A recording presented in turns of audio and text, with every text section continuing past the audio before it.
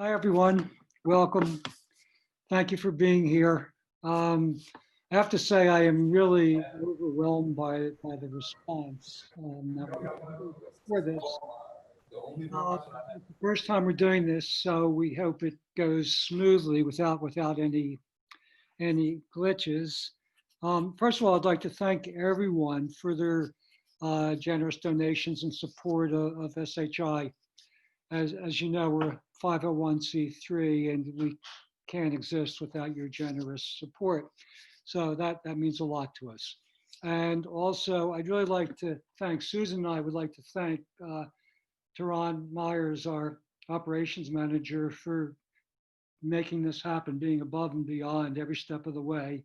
And also Ivan Reed and Jinsey Cox, our marketing and social media support. So that's our SHI team. And so I wanted to start off with, as you know, we're here to talk about the coronavirus or COVID-19, which is causing widespread fear and panic, as you also know. So first of all, what we don't know.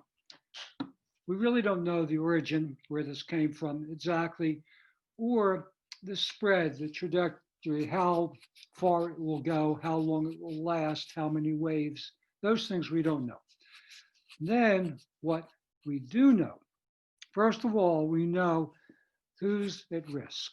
And in this case, it's mainly the elderly, but not only the elderly, it's also people with compromised health, people with diabetes, people with cardiovascular disease, people taking meds, um, and also possibly people who are obese, which is a huge concern because, as you know, so many people in our country have, poor or failing health. So we know there are a lot of people at risk.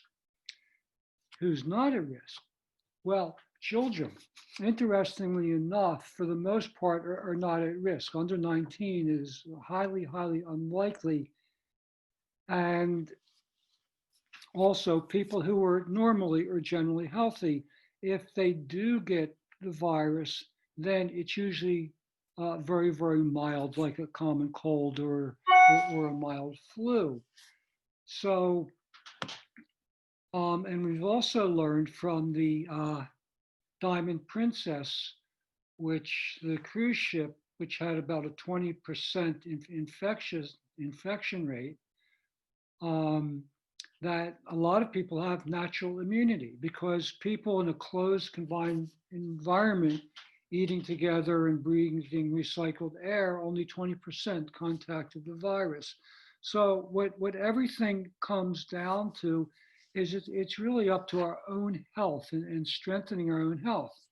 Now, what we keep seeing are the recommendations from the CDC, which I included in here not so much for information, but just to show really the lack that what they're recommending is avoidance, sanitation. And my good friend Martin Halsey in Italy, in Milan, keeps posting that there's been not one word, government or official word, about health, about strengthening health. It's all the same recommendations. So, um, we have a very unique situation here. So this brings me up to, my biggest concerns. My number one concern about the COVID-19, the coronavirus, is the fear and the panic and also the outrage that it's sparking and that are being fanned because all of these things increase our acidity.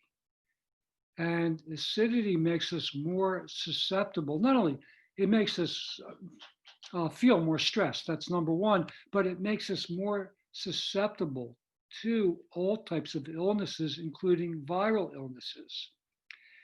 And the second thing that I'm concerned about is that we have something unique in macrobiotics because our message from the beginning, from the 50s, since this was introduced by George Osawa, is strengthen your health. That's the name of our school, the Strengthening Health Institute. And a lot of people are recommending, well, be vegan or be vegetarian, which we wholeheartedly support. However, macrobiotics is a lifestyle. It's beyond that. It's a whole way of life which incorporates our way of eating. And so we have something valuable to offer that I hope now will get shared by everyone who's part of this, not only SHI. So when we say health, what are we really talking about? And Tehran's probably said it, but I'm going to try to leave plenty of room at the end, for questions. So if you hold your questions. So when you say health, what are we talking about? First of all, physical health, which means that building our health means that we're strong and agile. We're able to react physically to all kinds of situations.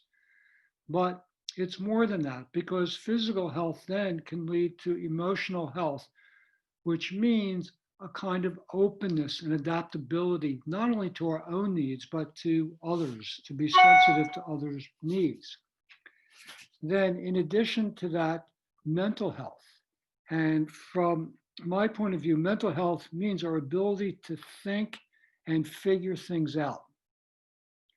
So this is one of the most important things, and also another concern that people's lack of ability to think about things and figure them out on their own and to really understand them.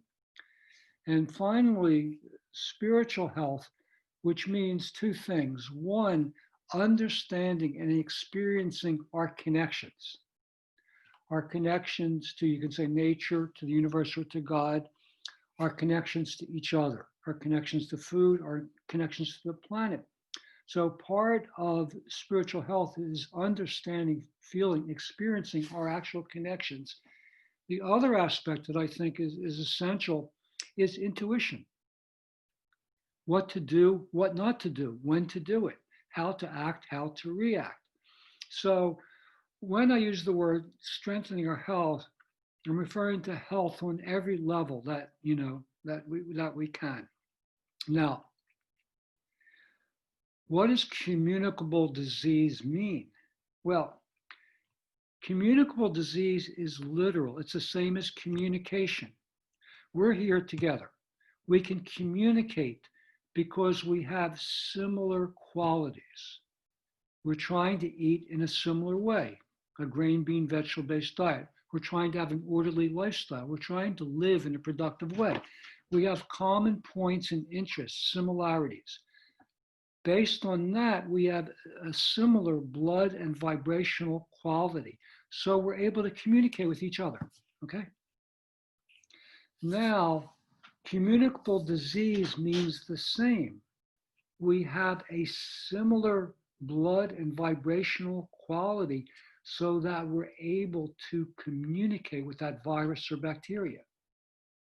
So like on the Diamond Princess, on the cruise ship, only 20% contracted the coronavirus, right? 20%, 80% didn't, which means they didn't communicate well. In this case, that's a good communication, right? Because the ones who did communicate then got the coronavirus. So the point I'm trying to make is that, of course, avoidance is very important because the more we come into contact, then the more our vibrational quality becomes similar. So if we're not strong enough and we have enough contact, we can still get it. I'm not saying as a healthy person, you won't come into contact or you won't get coronavirus. It may happen. However, if you're healthy, it'll be mild. Your body has the ability to deal with it efficiently, quickly, without doing harm to you. So at any rate, what we're talking about is strengthening our health and our blood quality so that we're communicating or aligning with health, healthy people, healthy environments, healthy conditions. Okay. So then the next point is, what is natural immunity? Okay. Well, back in the 80s, when HIV first became prevalent, Then there is a group in New York called HEAL. And at Micho's request, then I worked closely since I was, regularly teaching and counseling in New York, in proximity to Philadelphia. I worked closely with the HEAL group. And I learned a couple interesting things from that, from my observations. And during that time, a number of the people actually lived in my house. And everyone who lived in our house when we had a study house back in the 80s improved. They improved day by day, dramatically. At the same time, almost everyone, when they left, got worse. And I'm thinking, why is this? What is the problem? There's something, wrong here. And what I learned was I developed my own idea of what the immune system is. So to me, the immune system has two parts. The first part of the immune system is ability to maintain a balance. Now, a balance means on all levels of life. So it's partly a balance of yin and yang. And in macrobiotics, it's easy to think, well, if we're just more yang, if we avoid everything, then we're going to be safe. But I don't think it works that way because too yang is just as bad as too yin. We're talking about balance, okay? Then we're talking about a physical balance, a balance of our physical and mental activities, a balance of sitting and activity, of inside and outside, but also a social balance, not being a loner, not being a party animal, have a balance in our social life and our communications. So also a balance in every aspect of life. And that people that had a more balanced approach to life did better in every sense. But another thing that I noticed was immunity and self-reliance went together hand in hand. People that have strong immunity are self-reliant, self-sufficient, whereas people with weak immunity are always looking outside themselves for something else, which reminds me of the situation now. Most people are looking for protection, to be protected, to avoid at all costs, right? And it's the opposite of self-reliance. And another thing I find interesting, that if you look at the pattern of our country, we started out with the colonials of being self-sufficient, of the founding fathers and mothers also thinking that agriculture was the most important thing, our ability to have food and food variety and food security. And we were very self-sufficient pretty much up until the Industrial Revolution. And then we started the opposite pattern, which has led us towards so-called globalism, which is global dependence. And that means giving up our self-reliance and self-sufficiency. So to me, that means weakened immunity. It's opening us up to not only this viral disease, but ones that will come in the future, because this is not the first one, and it certainly won't be the last one. So the point is that natural immunity is something that we can learn how to create a balance in every aspect of our life, but also to work on recovering our own self-reliance, our ability to take care of our own health and to think and figure things out. This is really, really crucial. They go hand in hand. Then next point is there are spring illnesses and there are fall illnesses, right? So during the winter, then we eat more well-cooked foods, we eat more yang foods. If we eat fish, we eat more fish. We have more fire. So we have more so-called yang elements. Then the spring comes and light starts to increase, the temperature starts to get warmer, and those yang elements increase. So starting around February 4th, we start to get spring fever. Spring fever means we're fed up with the winter, but what that really means, it's time to eliminate, to discharge excess yang. Now, if our diet has really been imbalanced, then we get sick with some type of sickness. that means a sickness that comes in the spring is most likely from yang. Now, in the case of the coronavirus, the most likely cause is poultry and eggs. And one of the things that's unique about poultry is that it's so high energy. So high energy means, for example, we're approximately 98.6, our body temperature. Mammals are about 101 to 103. Poultry is around 104 to 107. It's much, much hotter. It's much more active energy, which means diseases caused by poultry are more likely to spread more quickly. Now, of course, no one knows, but it's my hope, and thinking by this, hopefully it means it's also likely to run out of steam more quickly. Okay. Because in China, it seems that the spread is already maxed out and is declining already. So the situation is improving. And this is in a very short period of time, which I think is a very good indication. But at any rate, I think that the number one cause of the coronavirus, COVID-19, is poultry and eggs, then all other animal foods in addition to that. Now, as far as immunity goes, in the first place, my long-time observation is that the number one cause of all immune problems, allergic problems, environmental illnesses, the whole thing altogether, is the combination of dairy foods and fructose. I think that's the most harmful combination. That means dairy foods and high fructose corn syrup, dairy foods and agave nectar, or dairy foods and concentrated fruit sweeteners, which are used in so many things, fruit sweeteners from pineapple juice, grapefruit juice, etc. And also from tropical fruits, especially bananas in a temperate climatic zone. So this combination is very prevalent, and especially since the 80s, when the soft drink industry and the food industry switched for a large extent away from sugar to high fructose corn syrup because it was cheaper. And this has, paved the way for a whole host of illnesses. Now, one of the things that people think is healthy, when people think health, what do they go for? They go for yogurt. And what do they have in the yogurt? Yogurt and honey, yogurt and fruit, etc. down the line.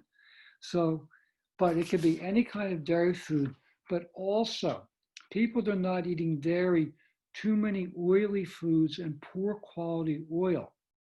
So the other change, that's happened in society is that the quality of oil has deteriorated dramatically.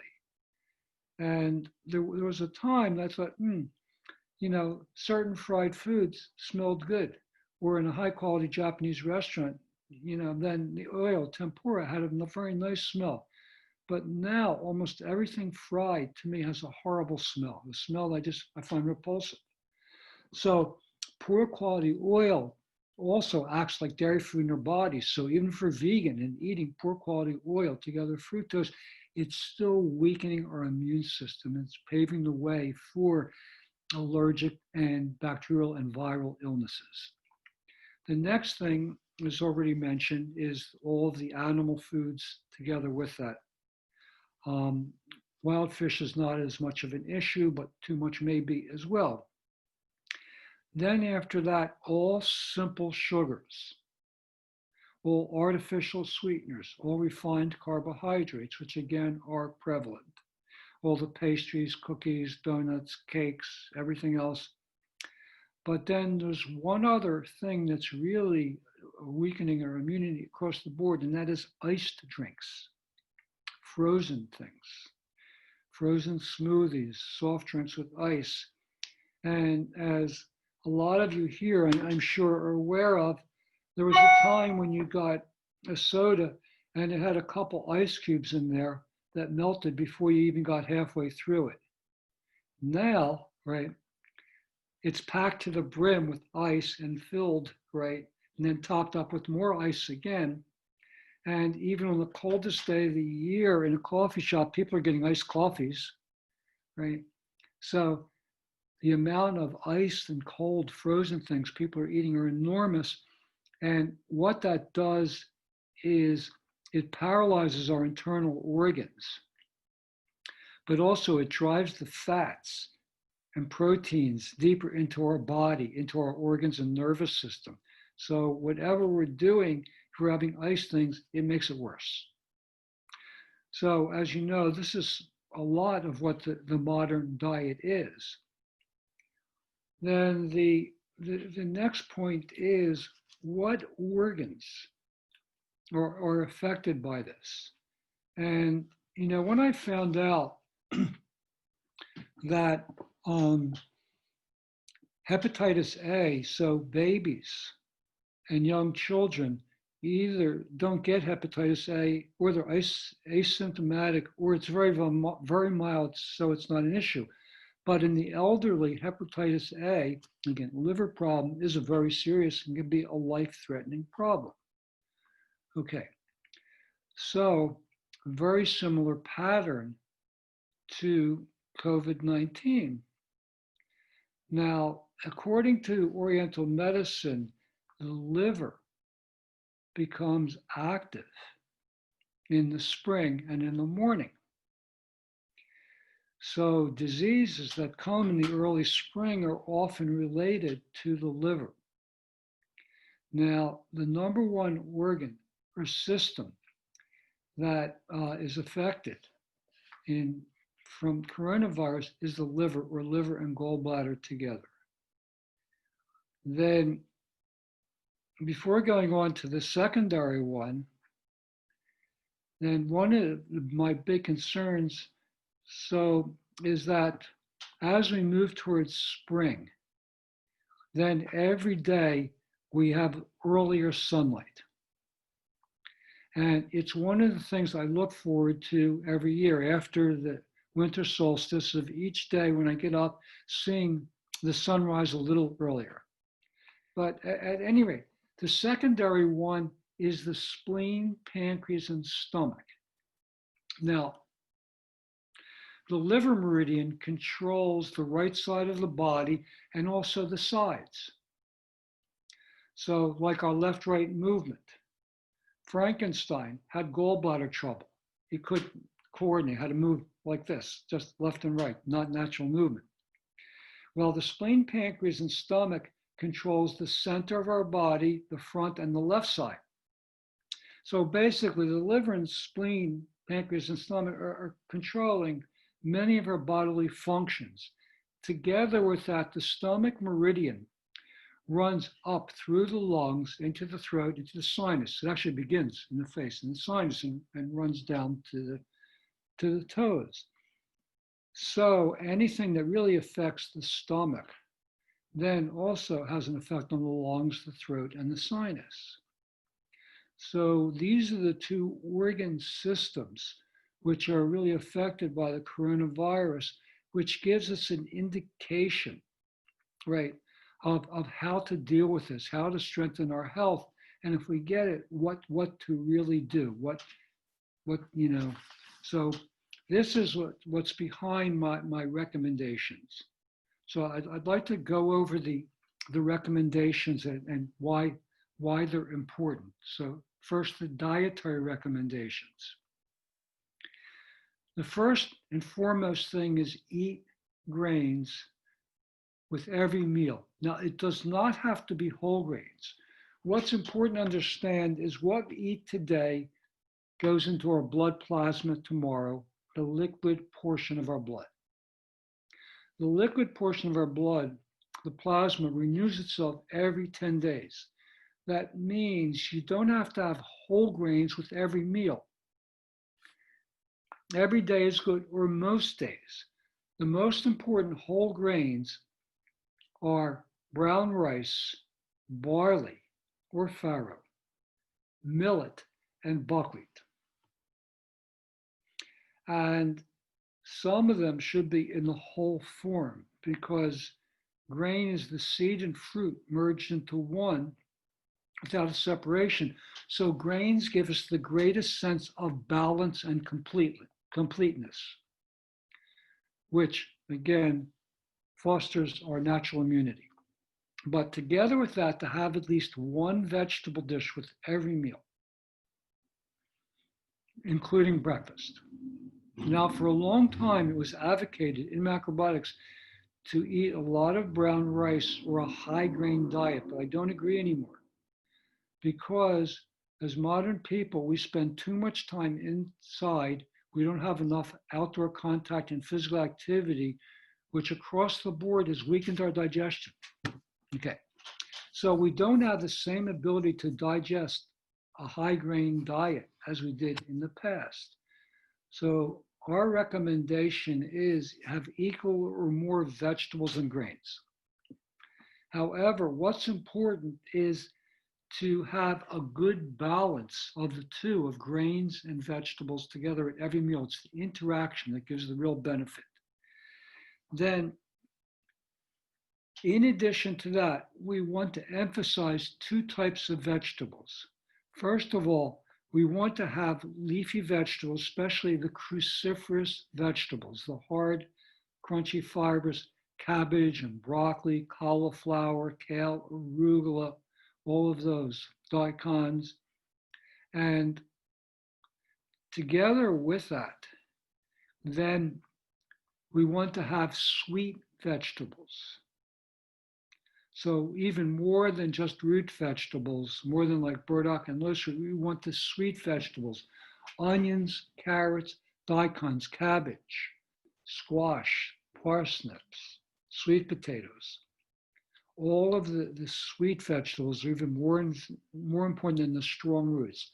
So we want to emphasize sweet vegetables, leafy vegetables, including cruciferous vegetables, then all other vegetables, onions, leeks, they're also ginger, garlic, those things are helpful too, but the sweet vegetables and cruciferous vegetables are the most important ones to emphasize. Then what we really need is freshness. I noticed this with the flu over many years. In macrobiotics, the go-to remedy for everything is kuzu drink. Umesho kuzu, right? And I noticed with the flu, when people take kuzu drink, in almost every case, they get worse. And especially a spring flu. And then also together with kuzu drink, then they try to eat very simply and take lotus root tea if they have a cough. And then usually that makes it worse too because the coronavirus has a dry cough. So the point is we actually need refreshing things, refreshing vegetables. So among all the vegetables, even though kale is a wonderfully strengthening vegetable, napa cabbage, Chinese cabbage is much more refreshing. Bok choy is more refreshing. Watercress is more refreshing. Arugula is bitter but refreshing. So you want to emphasize all the refreshing vegetables. That means naturally juicy. Then you want to try to have miso or shoyu soup often. Now the emphasis has been on miso soup in macrobiotics, which I agree with wholeheartedly. Miso soup's wonderful, but miso soup is even more important for bacterial problems. However, for viral problems, because the kombu and dried shiitake and shoyu, clear shoyu soup is also very important. And I think clear shoyu soup has been undervalued in macrobiotics for many years. And it's one of the things that Susan and I eat a lot. She makes, clear shoyu soup very often, which I look for every bit as much as miso soup and sometimes more. So pureed sweet vegetable soups, because there again, you have the sweet is good too, but miso and clear shoyu soup are very important. Then the more variety, the better. Beans, tofu. Tofu is especially helpful because tofu is good for lung problems. Years ago, I had a woman, who had a rare disease, um, a rare lung disease called LAM, which I forget what it stands for.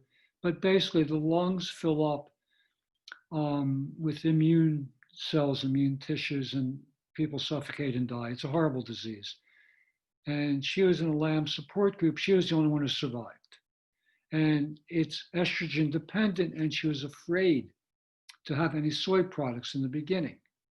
And I didn't push her, and I said, wait till your health improves. When you feel confident, we'll start with miso soup. She improved.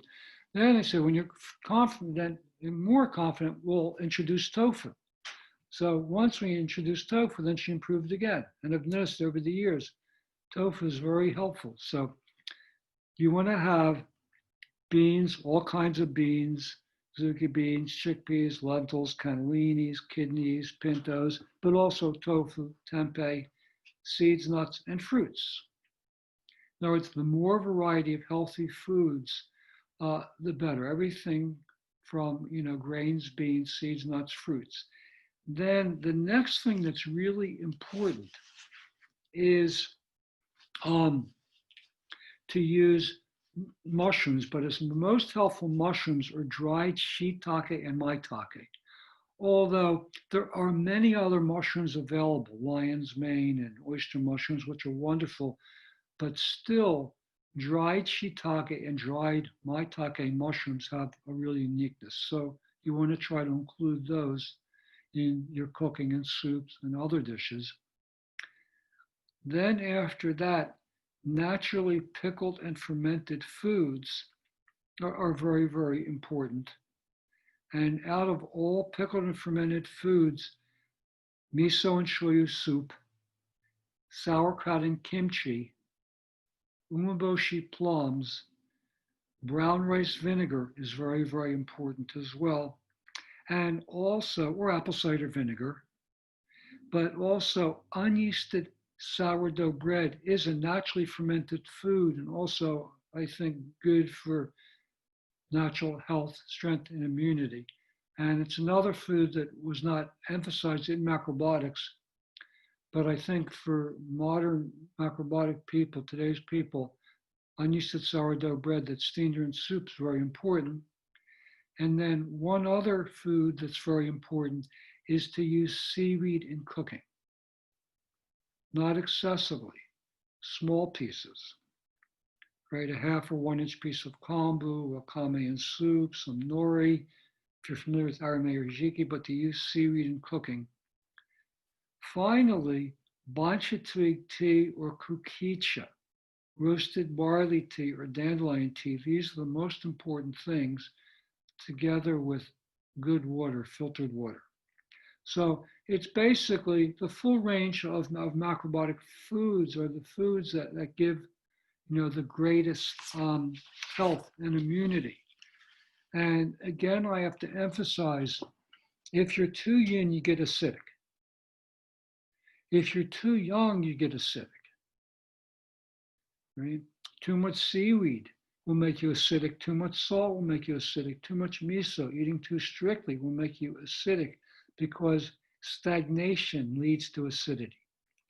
So first and foremost, always think how to make a balance, not too tight, not too loose, somewhere in between. Okay. Then how we eat is just as important as what we eat. So to me, eating down, I thought about something a lot. They say, if you think about acid and alkaline, that grains and beans are acidifying. So I thought, well, macrobiotic children are stronger and healthier than other food, and they're raised on grains and beans. We have more recoveries in macrobiotics than any other way. If grains and beans are acidifying, the mainstay of our way of eating, something's wrong. So then it occurred to me, it's how we use them can make them acidifying or alkalizing. So if you don't overeat and have a good balance of grains and vegetables and cook them properly, they're actually alkalizing. Okay, so the point I'm trying to get, how we eat can determine whether the food is more acidifying or alkalizing. So if you eat slowly and chew well, anything becomes more alkaline. Together, if you avoid overeating, everything becomes more alkalining. Overeating everything is acidifying because our digestive system can't process it properly. The next important thing is to walk outside at least 30 minutes a day, whenever possible in the morning, to get the morning sunlight. Sunlight anytime is wonderful, but the morning sunlight, softness, is the most healing. Then I hope that you're doing the body rub every day. The body rub, rubbing your skin with a hot damp cloth to activate your circulation, is a life-saving practice. And I always tell people it's the secret of the fountain of youth. It winds back your biological clock. And that's literal. So, young people either don't get the coronavirus or it's very mild. So if you're older, like some of us, then you do the body rub and you eat good macrobiotic food and walk outside, then biologically you're much younger. Hopefully, I'm counting on it gives us protection. But at any rate, try to do the body rub at the sink for a good 15 minutes. And recently I discovered a lot of people, I say, well, do you do the body rub every day? They say, yeah. I said, how long do you do it? They say 5 to 10 minutes. I said, it's not enough to get the full benefit. If you want to do the full benefit, you need a good 15 minutes. Question is why? Because it's moving your energy, your lymph, your blood. You need to move them enough to get the full benefit. So when you walk outside every day or most days, and you do the body rub every day, good 15 minutes, morning or night, and they both have value. I can't say one's better than the other. The effect's different. But in macrobiotics, we have another practice, which is called doin, self-exercise, self-massage.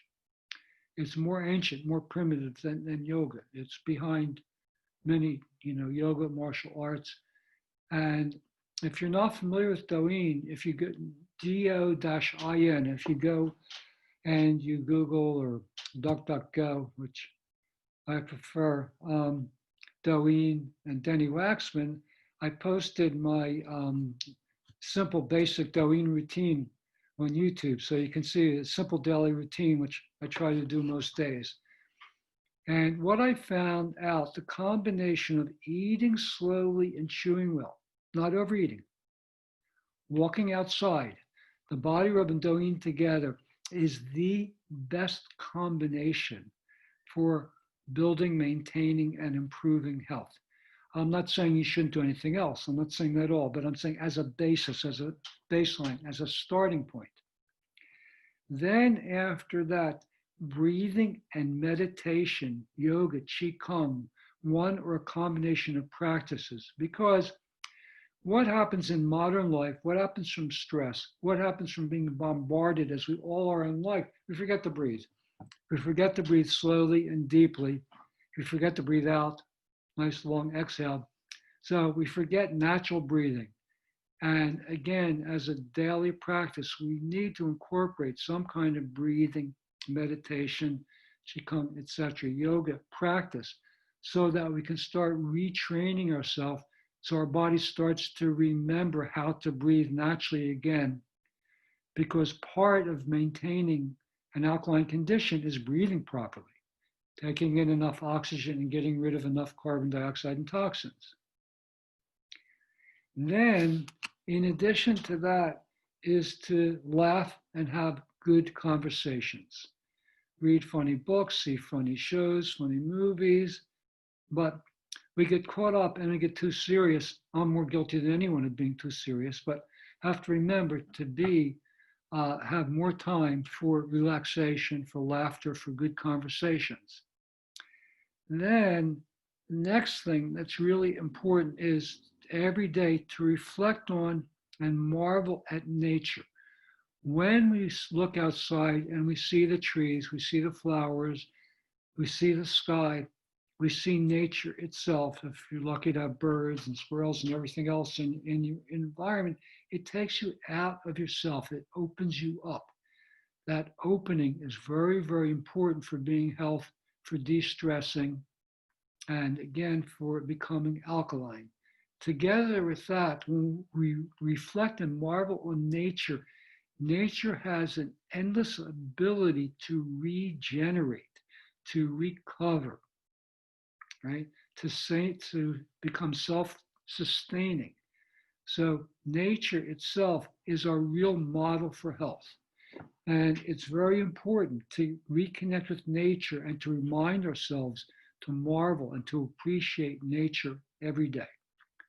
Of course, appreciation and gratitude for all of life is important too, but nature itself. Finally, to try to help as many people as possible to move towards health. So you know from these things, the principles of strengthening health, how to strengthen your health and how to share this with your family, with loved ones and others. And this coronavirus is a huge opportunity. It's an opportunity for macrobiotic people to wake up, to reconnect with each other, and then to start to share these things in a wider way to whatever our capacity is. And in the last number of years, I've tried to work on a few projects. The first one, which was actually inspired by Norio Kushi, Michio's son, which is to create a macrobiotic definition, which I did together with Carl Ferre from GeoMF and some other people. Then we created another document, Macrobiotic Principles and Values, to show people what we're about, what we're really about. Not what you find on Wikipedia or on the internet, but what we're really about, what we have to offer, okay? And now our next project is to try to create a global macrobiotic network, which hopefully we'll have more information about what that is, trying to reconnect and reunite macrobiotic people so we can start to have more of a voice.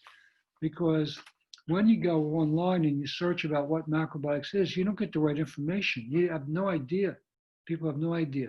So we need to really express this.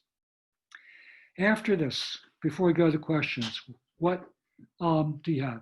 Of course, our latest book, The Ultimate Guide to Eating for Longevity, is a handbook for health. And we're hoping that this will become an international bestseller. It's really our wish that people can know how to strengthen their health in very practical ways and the best recipes for that. Through the Strengthening Health Institute and also my website, dennywaxman.com, we have blogs. And I'm amazed at how few people read our blogs. I hope you'll subscribe to both of our blogs so you get this.